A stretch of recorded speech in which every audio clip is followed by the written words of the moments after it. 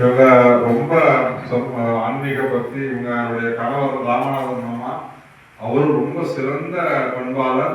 ஆன்மீகத்தில் டிடிகே கோவிலுக்கு பல இந்த டிடிகே நகர் முழுவதும் அறியாதவர்கள் யாருமே அவர் தெரியாதவங்க இருக்கவே முடியாது.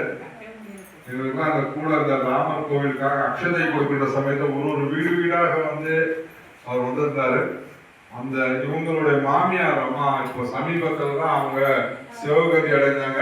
103 வயது. 103 வயது அந்த பாட்டி கடைசி காலம் வரைக்கும் கண்ணாடி இல்லாம தினமலர் பேப்பர் படிச்சோம். ஆக்டிவா அவங்க 103 வயசு. சமீப காலம் தான் ஒரு 3 மாசம் இப்பதான் 3 மாசத்துல தான் அவங்க சிவகதி அடைந்தாங்க. அதனால அப்படிப்பட்ட ஒரு அவங்களுக்கு பொறுமையான ஒரு நல்ல ஒரு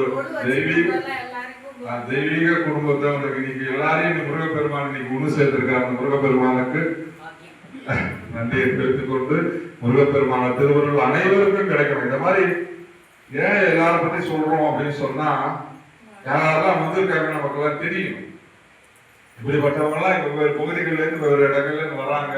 நம்ம ஆலயத்துல வந்து பலாயனத்தை கலந்துக்கிறாங்கன்ற விஷயம் நமக்கு தெரியணும். இன்னும் சில பேர் கூப்பிடணும். நம்மளுடைய ஐடியாக்கள்ல நம்மளுடைய யோசனைகள் யாரா இருந்தாங்களோ அவங்க எல்லாம் வர சொல்லணும். நாளைக்கு மறுநாள் மட்டுமே 2 நாள் மட்டுமே